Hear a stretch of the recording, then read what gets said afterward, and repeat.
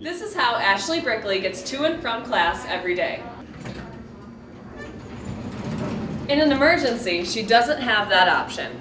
Gusts of wind hitting about 40 miles per hour this week and wind chills of negative 15 degrees at times. Here's a look at what we know so far. The state trooper was heading eastbound as the other car was heading westbound. The famous Pennsylvania groundhog saw his shadow earlier this month, which should mean that spring is coming early and we can say goodbye to those cold temperatures. Thanks, Eric. Well, the Des Moines Register is dealing with a lot of backlash today after posting an interactive map of all Iowa schools indicating which districts have security and which do not. Critics say the newspaper was making it easy for a killer to know exactly where to launch a Sandy Hook-style attack. I'm Katie Huinker here for UNI TV, and today I'm sitting down with Congressman Bruce Braley. We're going to talk about gun control today, and I'd like to know, Bruce, what are your feelings on gun control? Closing out our special on the Colts Drum and Bugle Corps, Isaac Campbell returned to Dubuque this week to end the second segment of this two-part series on a high note.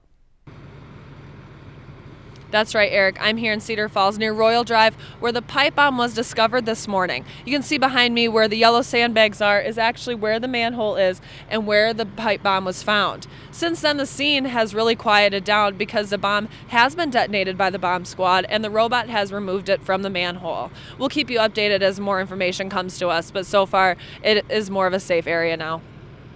Less than 24 hours after the Boston bombing, Cedar Falls experienced a scare of their own. Cedar Falls police were called around 8 o'clock this morning after a city maintenance worker discovered a pipe bomb while performing routine maintenance work in a storm drain. It was described by Police Chief Jeff Olson as your standard pipe bomb made of metal pipe and PVC material. It doesn't mean it was there today. It doesn't mean it was placed today. It could have been placed some time ago. But that's yet to be determined. They called in the Waterloo bomb squad, who used this robot to first get video of the device and later safely detonate it. The explosion or the pop that you heard was the device that they used to shoot, I'm going to say shoot the end off the pipe. Around 9:30, dozens of residents in the 2300 block were asked to evacuate their homes. George and Elaine Falsgraf were among the last to evacuate. The police came around and knocked on the door about 3 times and told us that there was a supposed pipe bomb. It's right across, from our house. So obviously we left, and we've been here since then. In the 44 years that the Falsgrafs have lived in the neighborhood, nothing like this has ever happened. It'll be interesting to see what it really was and who did it and why. And if we can some way prevent it from happening again, because it startled the whole area. The area is now safe, and thankfully no one was hurt. For UNI TV, I'm Katie Huinker. I'm here at the AJ&P Creener Dairy Farm, which is the first DeLaval robotic milking barn in Iowa. They're also the first family to have the barn actually built around the robots. The Creeners have been very happy with their investment. We were talking about putting up a conventional parlor, just a regular parlor freestyle barn. And then they said, well, you ever think about doing robots? We went with the DeLaval reps and toured a barn, and all 3 of us decided that day we were going to go to robots because it's too hard to find work. And so the work began in October 2011. First, the pit underneath the new barn was dug, which would eventually house all of the cattle's manure. The cement was laid and the walls went up, and this investment was becoming very real for the Creener family.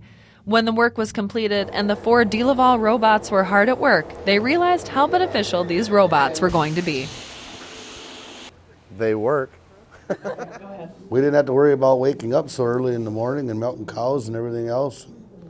Got done with our crops a lot easier because we didn't have to stop and milk cows in the morning and night. We could just wake up and one person could run this and the other guys could keep going in the field.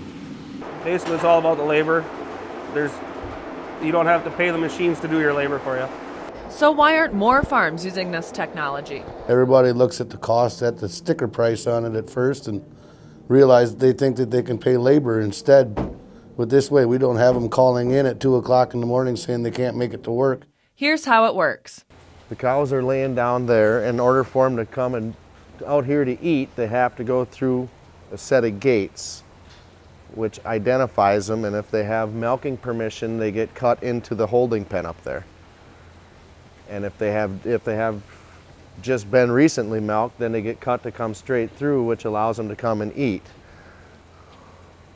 With a decision that could make or break their family farm, it looks like this investment is going to make it. For UNI TV, I'm Katie Huinker.